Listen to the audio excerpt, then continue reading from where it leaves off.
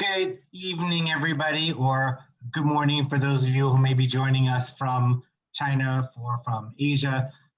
James Heimowitz, I'm the president of China Institute, and it's a delight to welcome all of you to tonight's program. Promises to be truly fascinating.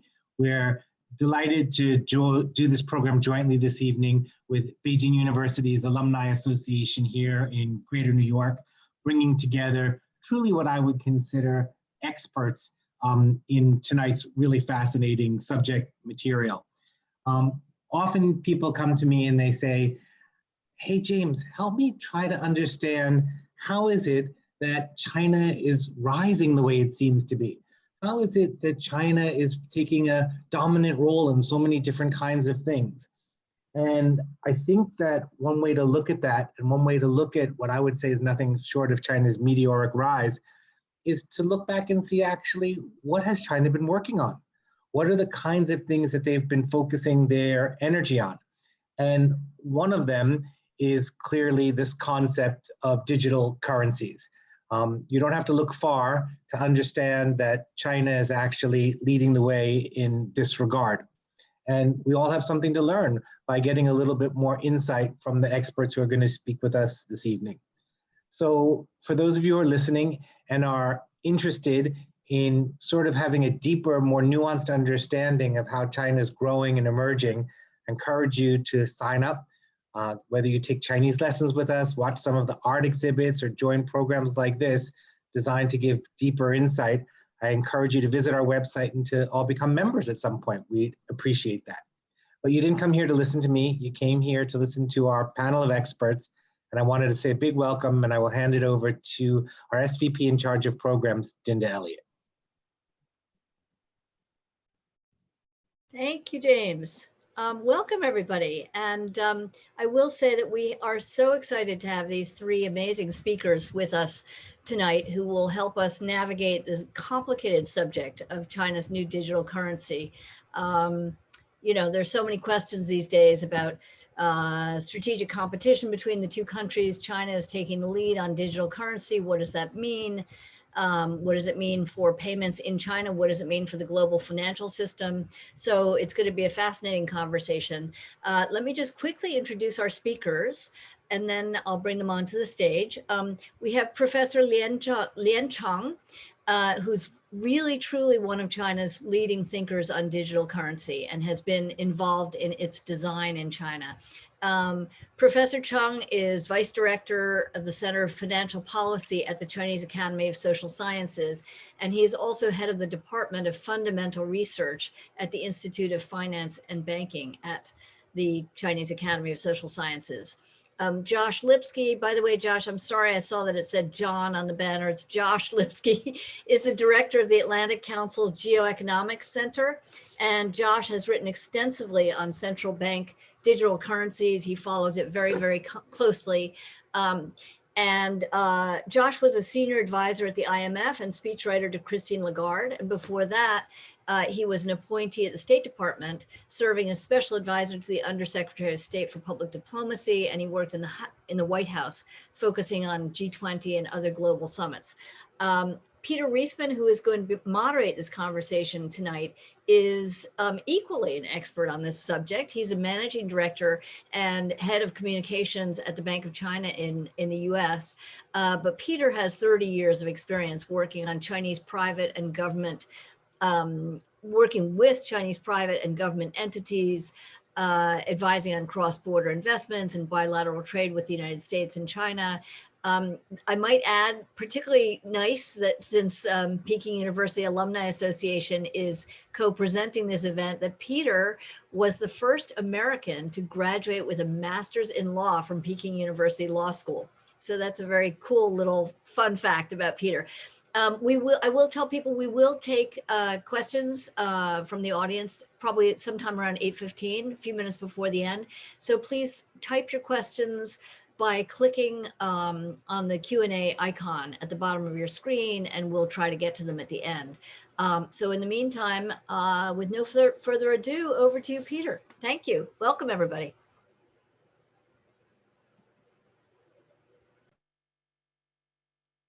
Peter, you're muted. You got to start again.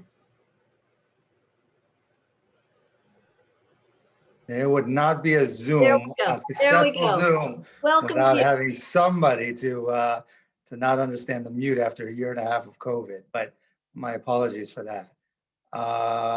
Regardless, thank you, Dinda, and good morning, good evening, everyone, depending on where you might be logging in from. 早上好, 晚上好. It's really a pleasure to be here today with the China Institute.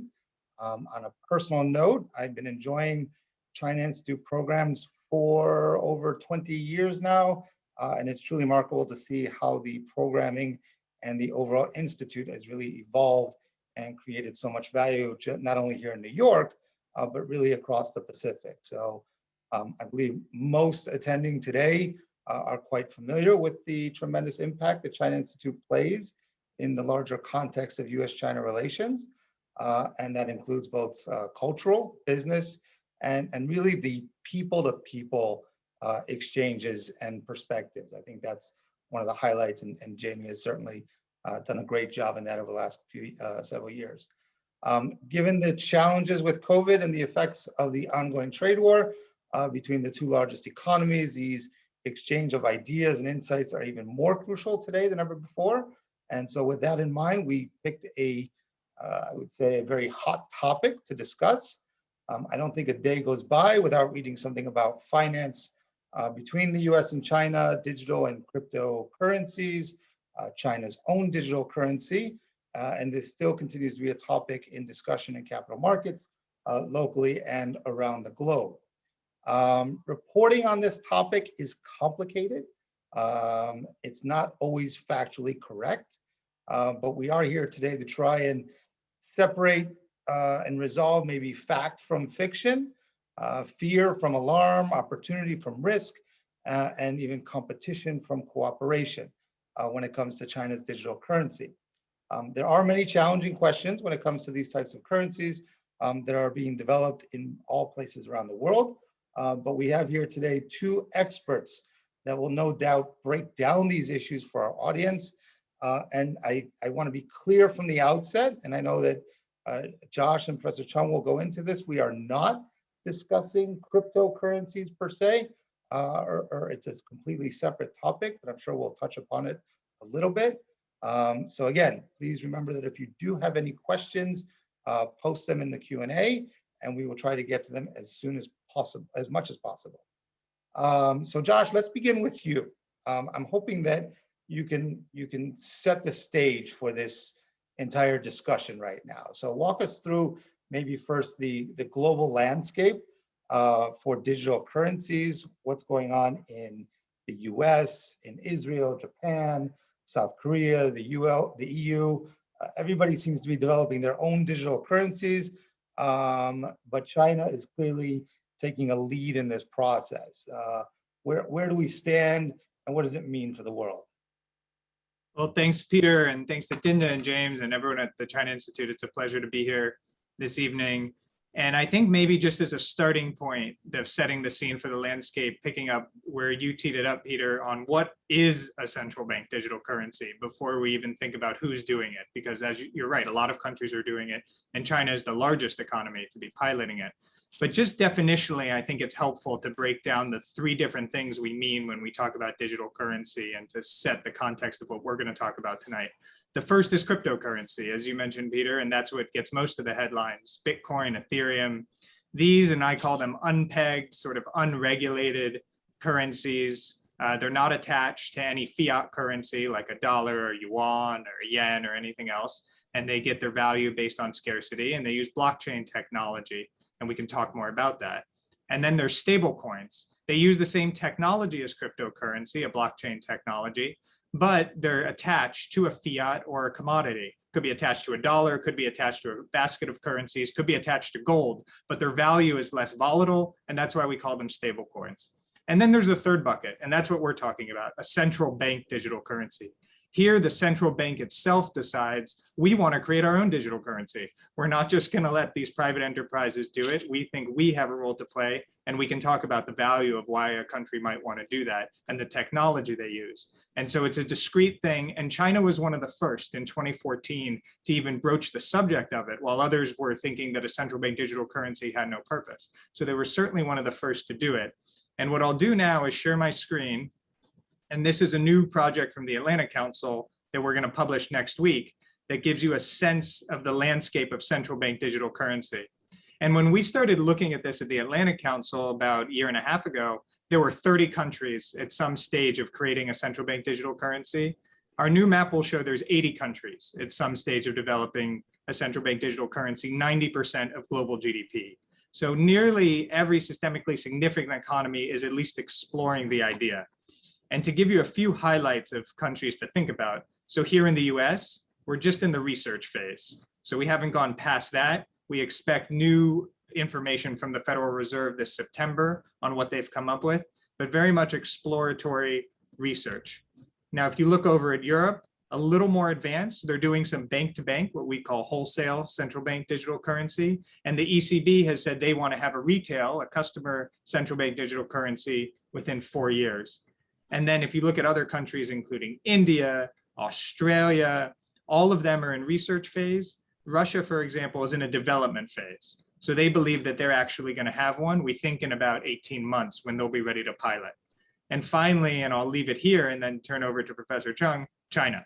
China is piloting a central bank digital currency. You can use digital renminbi. They are doing it right now. The rest of the world is learning a lot from how they're doing it. And we certainly expect it to continue to ramp up ahead of the Beijing Olympics in February. So I'll just open it there as setting the landscape and look forward to talking more about China's digital currency and how it works. That's very helpful, Josh. I think, Professor Cheng, could you give us your sense of sort of what's behind China's motivation in sort of leading the pack? You know, why is China being at the forefront in front of everybody? What's the landscape look like right now in terms of China's digital currency? You know, what does it mean, you know, in terms of the potential challenge for the dollar, if any?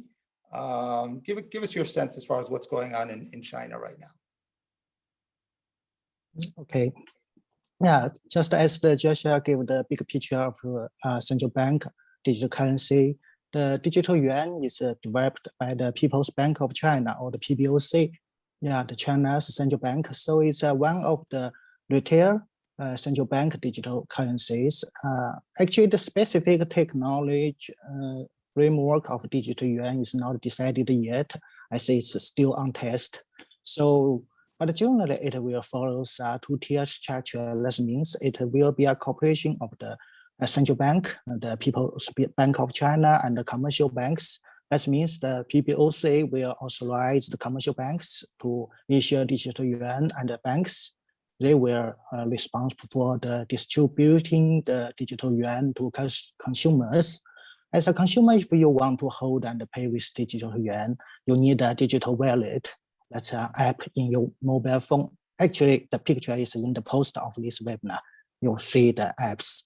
And the app is developed by the commercial bank who issue the digital yuan. That means if you want the digital yuan from different commercial bank, you need a different digital wallet.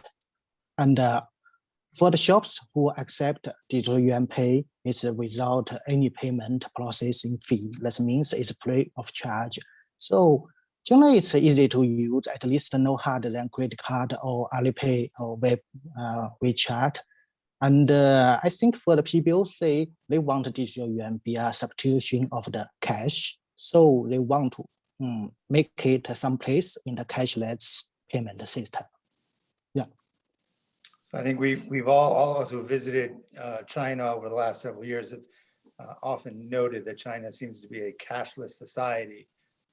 You can take a taxi, you can pay in a restaurant, you don't pretty much, I could probably in the old days when I used to get my bicycle fixed there, I could probably have my bicycle fixed on the street and not worry about carrying any cash with me. But back to this question, Professor Cheng. Is this meant, is this some sort of again, we're seeing this kind of reporting. And I noted in my outset that not all of it is often correct. The analysis is not always there, and there may be other certain political agendas. But is this meant to be a challenge to the dollar's global leadership? What does it mean in terms of the globalization of the RMB? Is it meant to compete with the euro? I think there's just this misunderstanding in the market as far as what the actual motivations are and intentions. Yeah, to be honest, I want to say yes, if we can, but we know it's impossible, at least in foreseeable future, to challenge the dollar's global leadership. And I believe digital yuan can't help much in this matter. So basically, I think the motivation behind the development of digital yuan is internal. The mobile payment market in China is dominated by the Alipay and WeChat. So, but they are commercial. But we all know that it's central bank's responsibility to provide basic payment service to the public.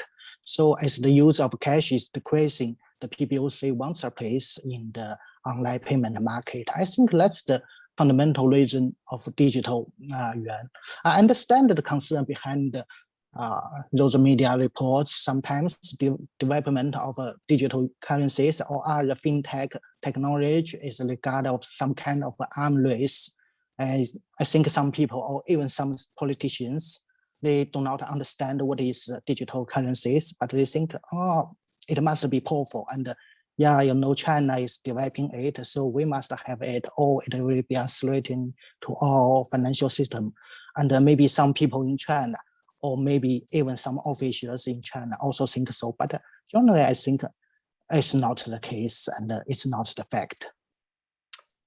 So Josh, what's your perspective on that? I mean, you're probably in these conversations a lot in DC and in the markets here in the US. Do you see this as being a challenge to the dollar, or now that you're seeing all these other digital currencies, central bank currencies coming up, is it meant to be some sort of challenge? Is it more of a functional development of currencies? And how do you think US policymakers are viewing this right now? Yeah, no, it's a great question. I'd start from the point that separate from the digital RMB, cryptocurrencies, right, a different thing, are a challenge to central banks all over the world. And so one reason central banks have decided to pursue central bank digital currencies is because the idea of Bitcoin and other things proliferating in their economies makes them fear that they could lose some monetary sovereignty over their economies. So something that drives the creation of digital currencies is the rise of cryptocurrencies, and those things are connected. But when we think about the digital RMB, does that threaten the dollar? I agree with Professor Cheng. I don't think it does. I don't think it does in the near or medium term, and we can talk a little bit in the long term how it might. We in the West like to look at these things and these advancements in China and say, wow, this threatens the dollar. But Professor Cheng is right. I think it's the domestic use case that we kind of misunderstand in the West, how China wants a digital yuan for its own purposes. First and foremost is macroeconomic, the same reason any country wants a digital currency. Could I transmit fiscal policy more easily? Could I get stimulus out to people faster? Other benefits, could I get those to people faster otherwise? What about monetary policy? Could I set interest rates through digital currency? These are things all central banks are thinking about, and certainly a reason China wants to have a digital currency. Information, of course, is one of them. And one of the issues in the West, in the Fed, when they talk about a digital dollar and when the ECB talks about a digital euro, is they say very specifically, we are worried about privacy, we are worried about security, we are worried about protecting users. And so it's a bit of a different situation in China about how the digital RMB is being developed and is being considered and being used. But I don't see it as rivaling the dollar in and of itself. The only thing that could happen over time is as Belt and Road debt becomes switched over, denominated into dollar to denominated into yuan, both traditional and digital, you could see that over time being part of the internationalization. But I don't see the digital RMB being a particularly effective tool to do that. And in fact, some Western companies, and we just see the incidents this week might be more hesitant to invest in China based on some of the things that happen in the digital components of the yuan. So I don't see that as the ambition for it or the most likely potential outcome. So you touched on a couple points actually that I want to dive a little bit more into. But one of them, I know we wanted to keep this discussion a little separate from cryptocurrencies, but real quickly, Professor Cheng, let's start with you if you don't mind. We have seen in the last several weeks, and certainly in the last week, a bigger crackdown on cryptocurrencies. Is there that interconnection here, that is the part of the motivation here, is the development of the digital currency, that there is now this crackdown on cryptocurrencies going on in China and around the world? Yeah, I think the most important difference between digital RMB and other cryptocurrencies is digital yuan is developed by a central bank, like the People's Bank of China. And actually, I don't think there's any link for China's crackdown of crypto currencies and its development of digital yuan. From the technical perspective, the digital yuan and the cryptocurrencies, they are quite similar, but maybe the only difference is digital yuan will have an offline payment function. That means even without internet access, you can also payment with a digital yuan wallet if you have two mobile phone, they are close enough.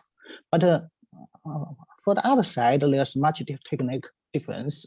So now China is actually it's not now. It's started several years ago. China forbidden all the operations of private cryptocurrencies, and that means the IPO of the private cryptocurrencies are illegal in China for several years. Yeah, that's not because it's a competition with renminbi or the digital yuan, but because, and also it's not because of its dangerous technically, but because there's too much frauds and speculations in cryptocurrencies. In China, sometimes it's just weird because they will gives you something and tell you it's digital currencies, but it actually the plan have nothing to do with the digital currencies. It's just a way to raise money. So in China, the financial system is under strict control of the central bank. So they are not allowed for the private sectors to want to raise money without a banking system. That's why Chinese government crashed down the cryptocurrencies, because it's not dangerous technically, but it's dangerous in finance and the economic side.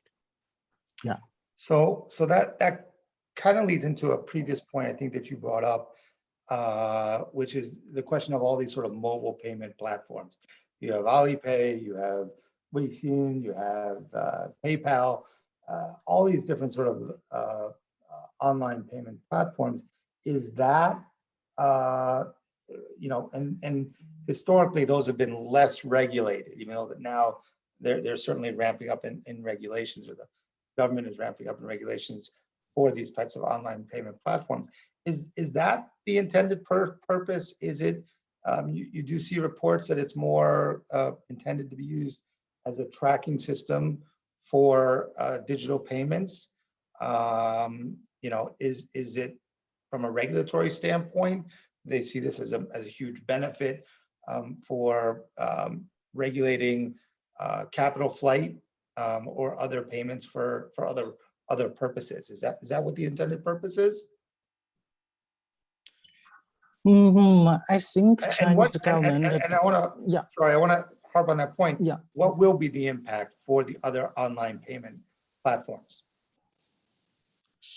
Yeah, for the so-called third-party payments like Alipay or the WeChat, surely the digital yuan is a bad news, because we all know digital yuan is supported by the government. That means you must accept it if you want to do business in China. But for the Alipay or the WeChat, it's not the case. So it's a great threat to their market share. And also, yes, I think Chinese government do worry about the monopoly of Alipay and WeChat in the mobile payment system. And yeah, she has a reason, because as a consumer, I myself use Alipay and use WeChat Pay, and the most time I satisfied with them, but sometimes I will feel uncomfortable and think they go too far, because if you use it, you know that they want to collect all your information and want to participate in every issue in your life, and that will make you think you are traced by them. That is not so comfortable. So I think, yeah, there's a reason for the Chinese government to develop something not so commercial payment tools such as digital yuan, and so you are not on the trace of the commercial institutes, and also for the aspect of the, for example, the capital flight in these areas, I think not even for the third party payment such as the Alipay or WeChat, but even for the private currencies such as the Bitcoin. Actually, I don't think they are so powerful in these areas. Yeah, I know sometimes some media, they will say the Bitcoin is a great threat to China because it can be a tool to circumvent their capital control and help the money flight out of China. But actually, this is not the case. If we have the government have a very strict capital control in the banking system, actually the private digital currencies can do nothing, cannot do much in this area. I can give you an example. For example, I'm in China, and if I have $1 million and I want to go them into the United States, China have a capital control, so I cannot send them from my banking account. So one idea is I will buy Bitcoins with the $1 million in China, and then after I got to America, I will sell the Bitcoins and then got $1 million back, which fully the price of Bitcoins doesn't change much.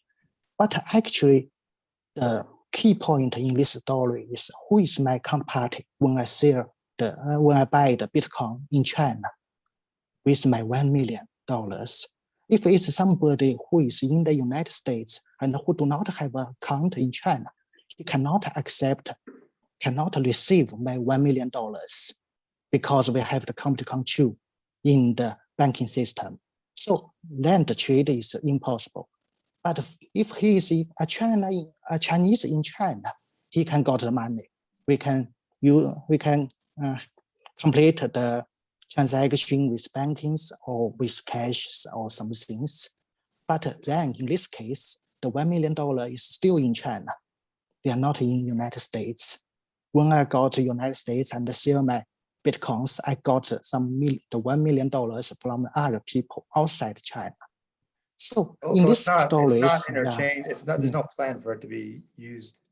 Certainly not in the near future overseas. But Josh, what's your take on sort of the tracking aspect of these currencies and so forth?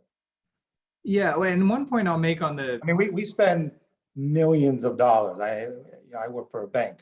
AML, BSA. These regulations are, monitoring transactions. All the regulations that flow into that in the U.S. banking system.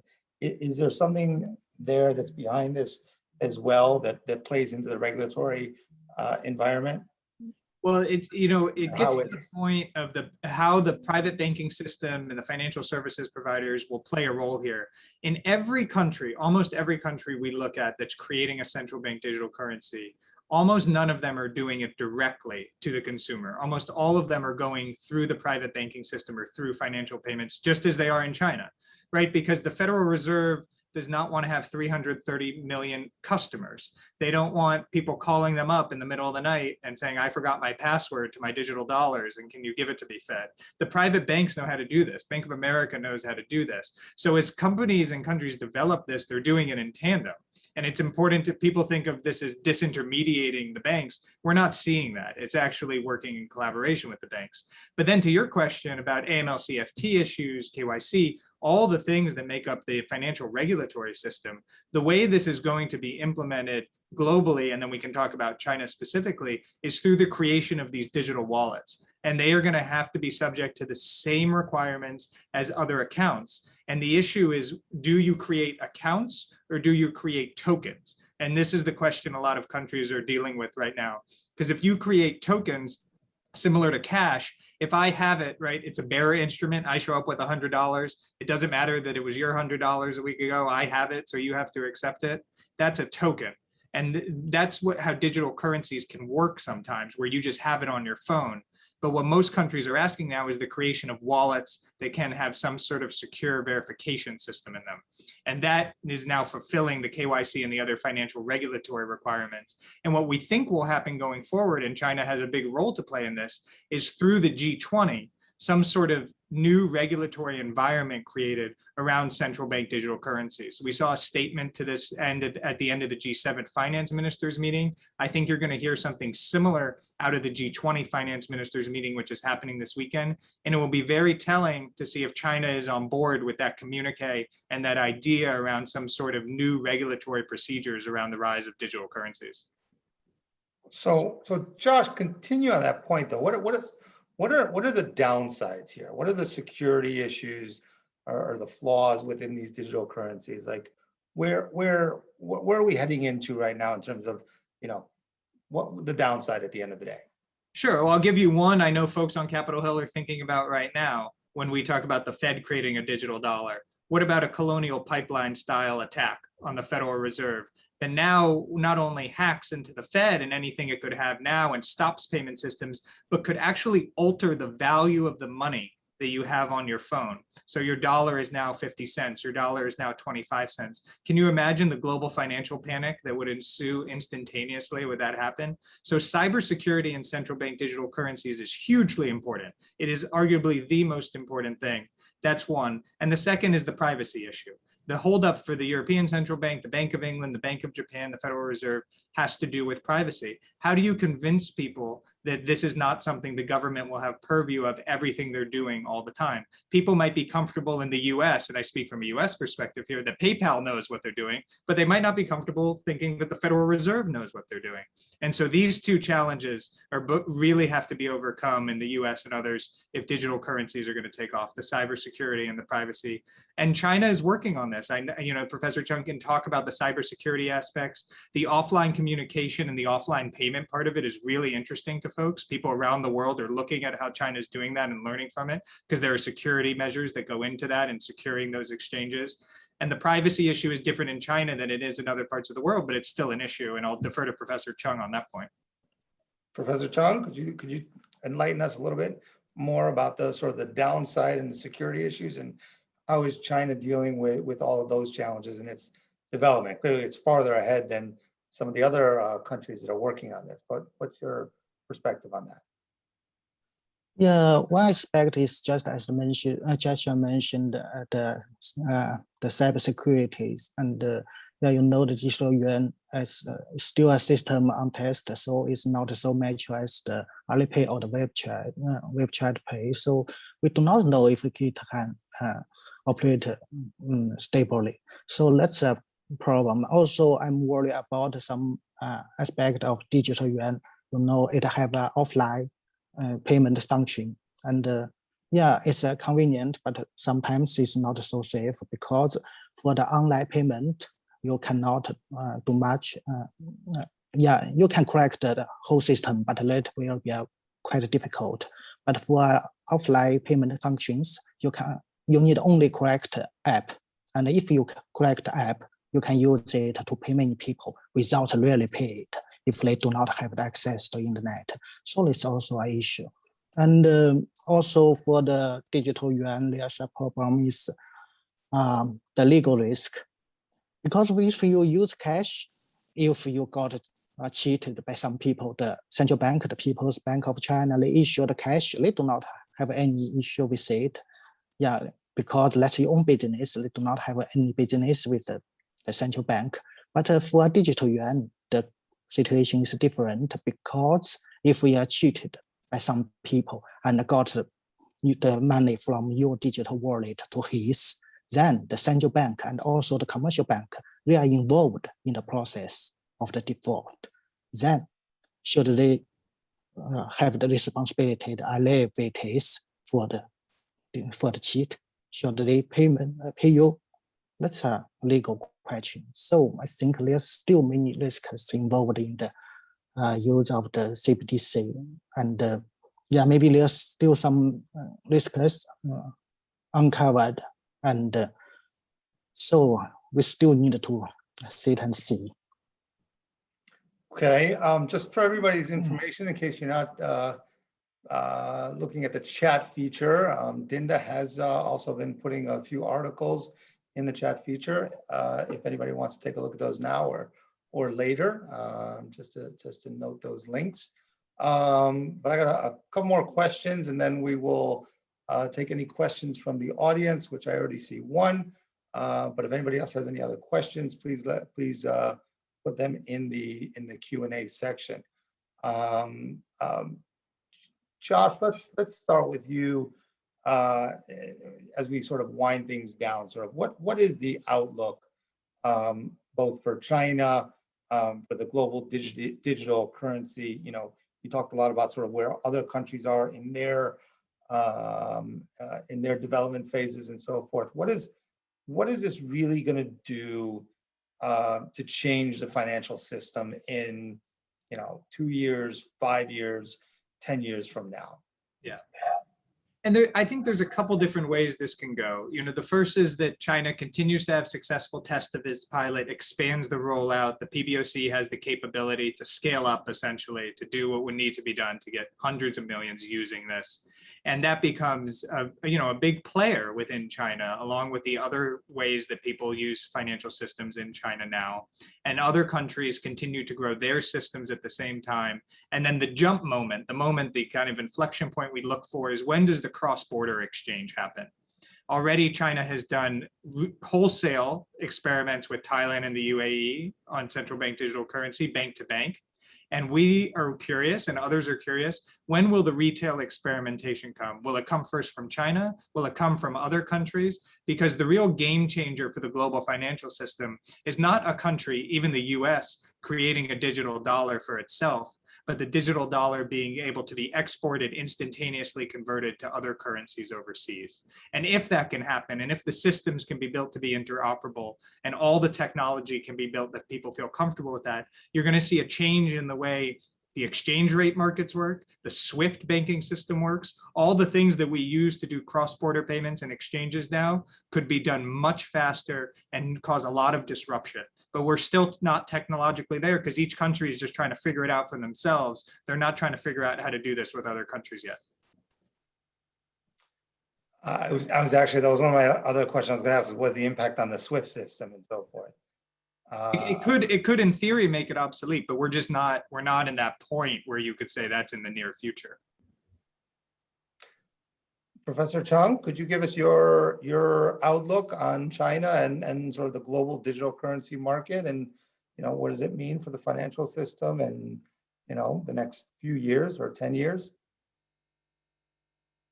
Yeah, in short run, I don't think it will change very much, because we are already in a digital world, so it's natural for the legal tender to go digital.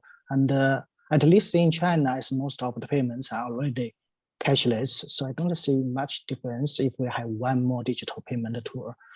But for the long time, that's the other side of the story, is that the new digital payment tool belongs to the government and the central bank, that's the financial policy authorities.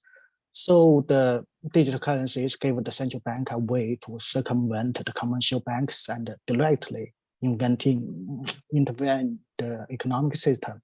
For example, the central bank can lend digital money to a people or enterprises without a banking system. They can go directly with digital wallet. That's something we had never seen before. So I think if the central bank will have some idea to use this power, that will be a disaster for the commercial bankings, and it will bring some thoroughly change to the financial world. And I don't know if it should be used by the government on if this should happen.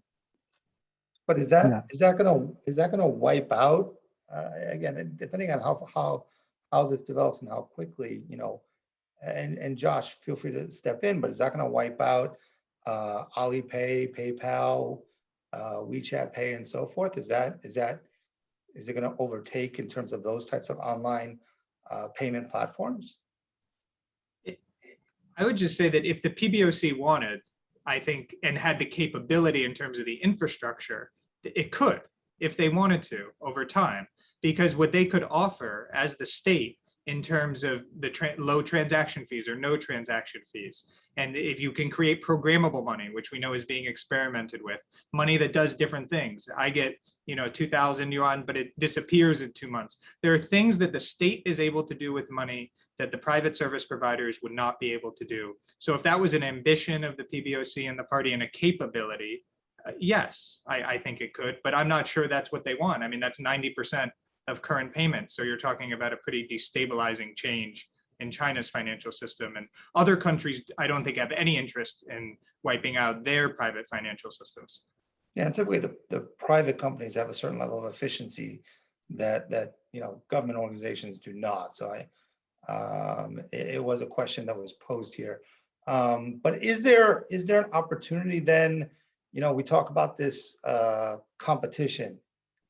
There's so many definitions that we've had over the years: strategic competition, strategic engagement, all the definitions between sort of the paradigm, you know, between U.S. and China relations.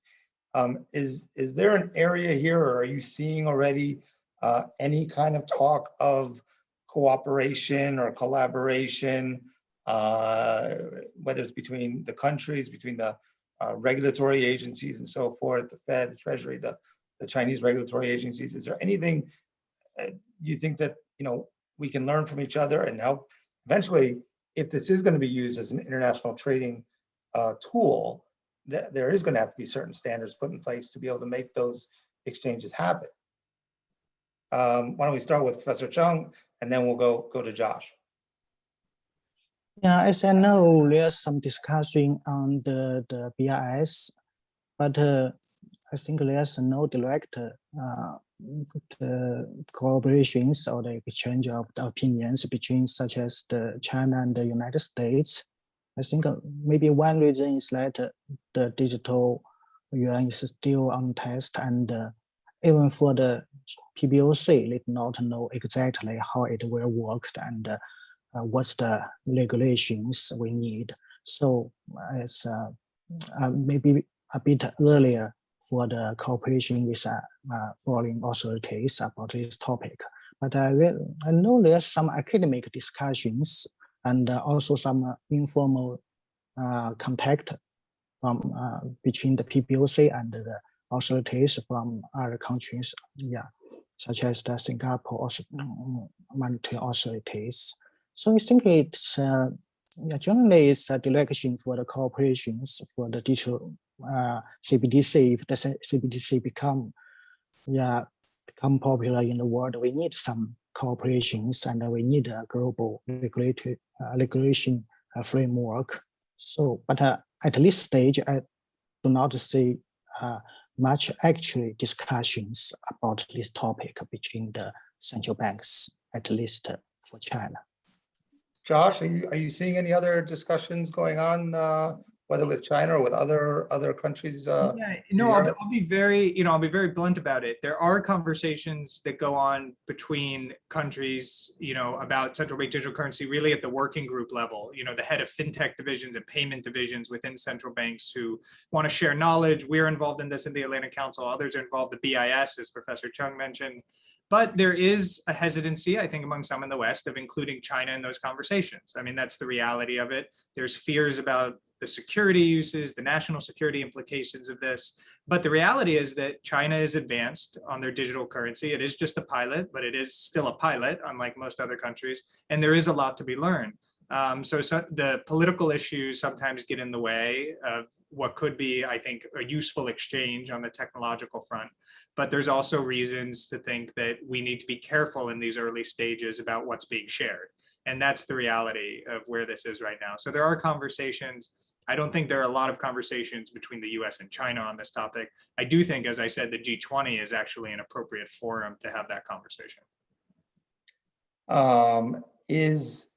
We do have a question from the audience. I want to, good question actually. Do you envision a future where tourists visiting China will be able to purchase and spend using the China's digital currency?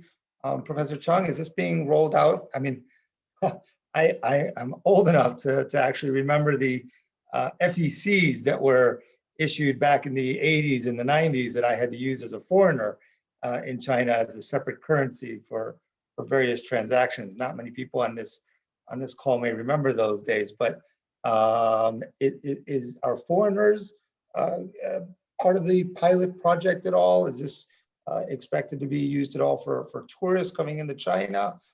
Both the domestic and sort of the international, where do the foreigners lie in this pilot process right now?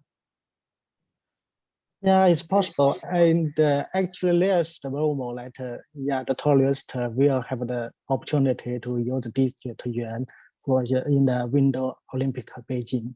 And I think it's also part of the motivations behind the development of digital yuan, because for the foreign tourists, it's hard for them to use the Alipay or the WeChat, because to use them, you need a Chinese bank account.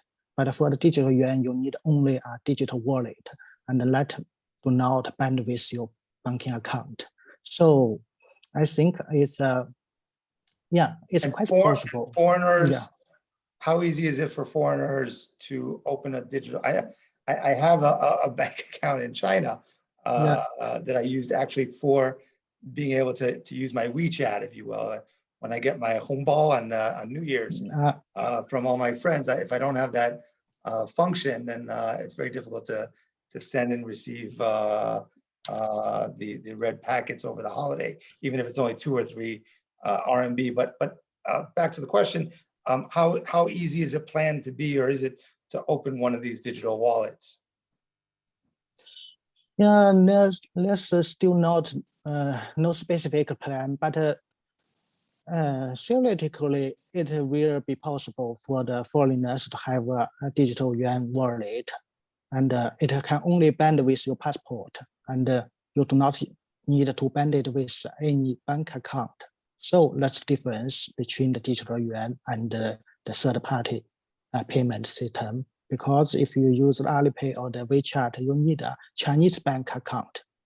That's difficult for the foreign tourists. So can I just— Josh, is that how it's going to work overseas in other countries as well? Well, I just want to raise one, I think, really interesting point from what Professor Cheng just said. So imagine from a US perspective, we have the Winter Olympics in Beijing, US athletes coming over, the Olympic Village.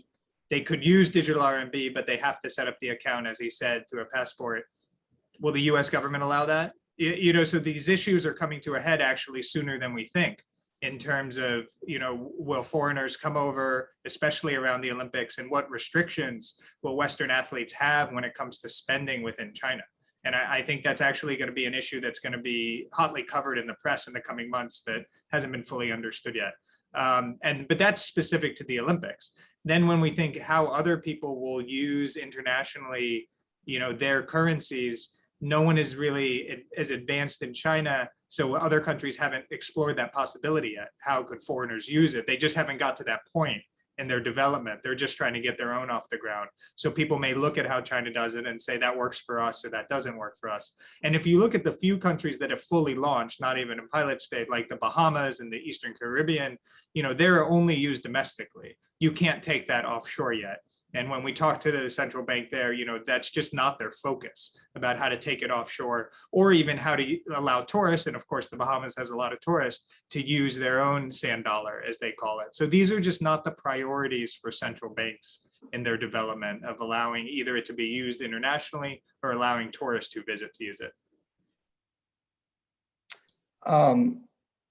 Another question that sort of come through and it comes to mind, there's been so much reporting in the last several years about the shadow banking system in China and sort of the concerns over that, and sort the debt issue in terms of where China is in terms of its debt challenges, which all countries face, of course. But is this sort of is this meant at some point maybe to be a tool to sort of regain some form of control in that market or in the debt markets, Professor Chang? Yeah, in China, we have the shadow banking system, but actually, in China, the term shadow banking is quite different from the definition in the Western financial system. In China, the so-called shadow banking is actually something within the banking system. That's just a way for the banks to circumvent the regulations. So it's still a business between the banks and the enterprises. So it do not have much the relationship with the digital currencies or the private payment system. So I don't think the digital yuan or even the private cryptocurrencies can have any how to say it, the relationship with the shadow banking in China. And also I don't think it's a concern of the regulatory authority in China. Okay. One more question that came through is, you know, and we touched upon this, you know, with the other payment systems. Is the advantage here at the end of the day simply the fee structure? Is that just a major component of this? You have the functionality, the offline functionality, and so forth. But you know, for me, walking into a store and using a digital currency or a central bank currency, a digital currency, or Alipay or WeChat, you know, what's as a consumer, what's my decision process here? Yeah, for a typical Chinese consumer, I think the first consideration is the fee, and the second is the convenience. And because you know the Chinese consumers they are sensitive to the price. So for the Alipay or the WeChat payments, they are free to the consumer end. They just collect fees from the shop, from who accept the payment. And at this stage, the plan is that the digital yuan will be free even for the shops, for the enterprises who accept the digital yuan. So that's an advantage of the digital yuan. But on the other side, the convenience, because it's still, I think many people thought if the People's Bank of China, they can maintain such a huge system of retail payment in China. You know how much resources the Alipay and the WeChat they put into this system to maintain its operations.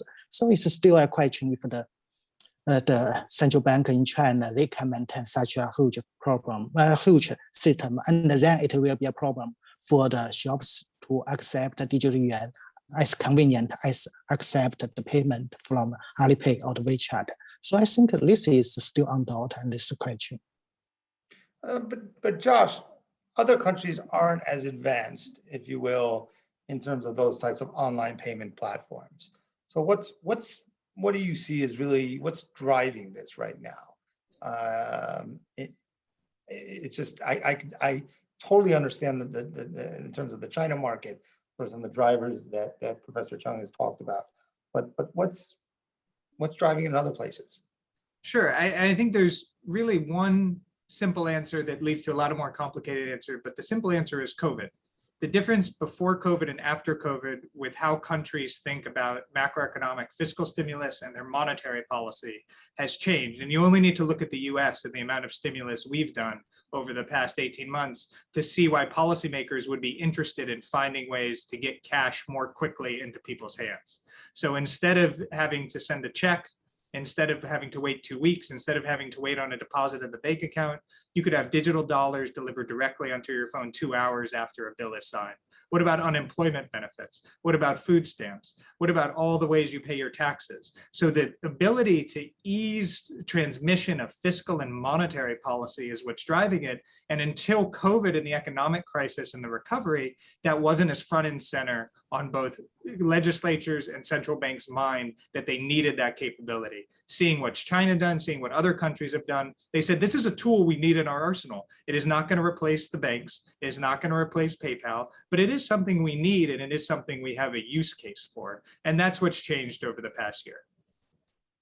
It's interesting because everything that both of you, and really just some incredible comments, gave me certainly a lot to think about as well. But very little on sort of the fears and downsides, that we're really reading about in the press. I mean, it's sure there are certain security issues and so forth like that that need to be addressed, which those are addressed every day. But you've painted a completely, in my mind, a completely different picture than what we're getting sort of in the marketplace. I really want to thank you both for that. I'll ask you, because we are coming up on the hour right now.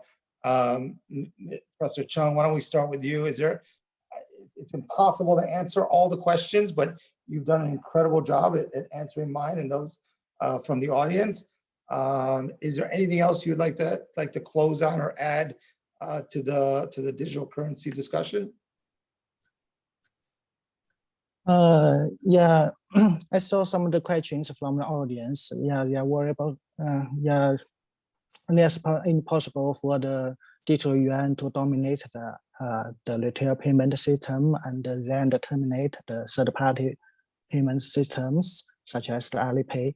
I think no, at least at this stage, I think that is not the idea of the PBOC. I think they just want to got some control in the payment system and the digital yuan. If the plan will finally carry on, it will coexist with the third payment system such as the Alipay and WeChat.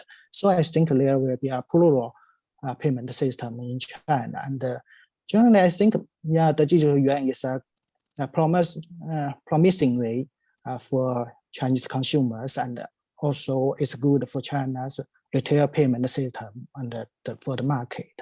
And I think there are still some downsides of the digital yuan, but generally I think it's promising, and I'm an optimist for this. Yeah. Josh, final comments from you. I only have one Bitcoin, by the way, which I bought maybe 6-7 years ago, for which I probably should have sold 3 weeks ago or a month ago when it was at 60,000. But did we miss anything? I mean, I'm sure we can talk all night, but final comments. Yeah, no, of course, there's so much to cover. I would just, agree with Professor Cheng. I'm an optimist as well. I think these technologies are extraordinarily promising. And while there's peril, there's more promise. And just think back to China, right? They created paper cash 1,000 years ago. Then the Brits created a checking system. Then 50 years ago, we started dealing with debit cards and then electronic payments on computers. This is the next evolution of money.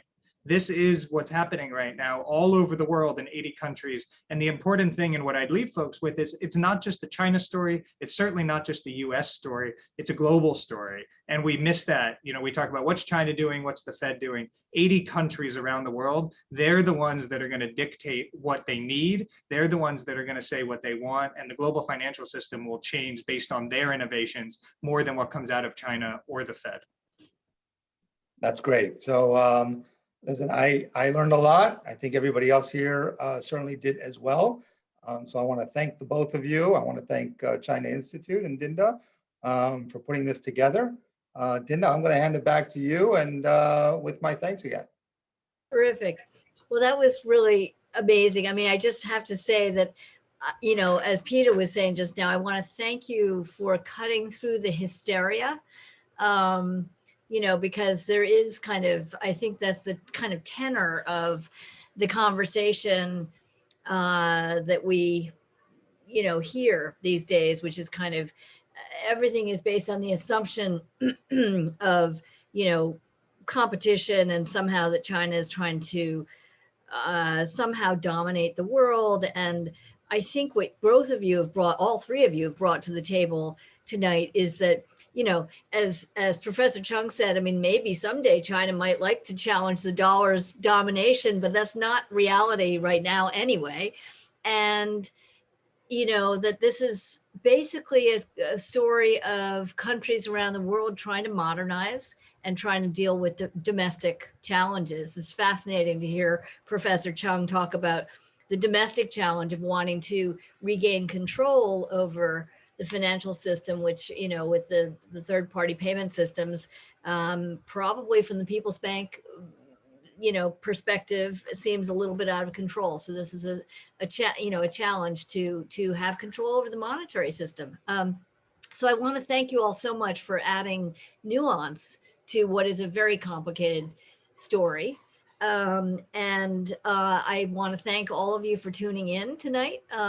We've had a wonderful audience, and Peter, thanks for a great job of moderating. This is our final business program for the summer. We will have lots coming up in September and October. We're planning our annual executive summit, so which will have top speakers like all of you talking about the view from China in particular, but what the strategic competition really means. And just for a little change of flavor, next week we're having a program about China's newest Broadway show. So it's a show that's going to be opening the week after next in Xi'an, and it's a major production, and we've got some of the leading writers, directors, actors from the show will be joining us in conversation a week from now. So tune into that as well. But really, thank you all so much for bringing real nuance to this discussion. And we hope you'll all come back again soon. Thank you, Dinda. Thank you. Josh. Thank you, Professor Cheng. Thank you.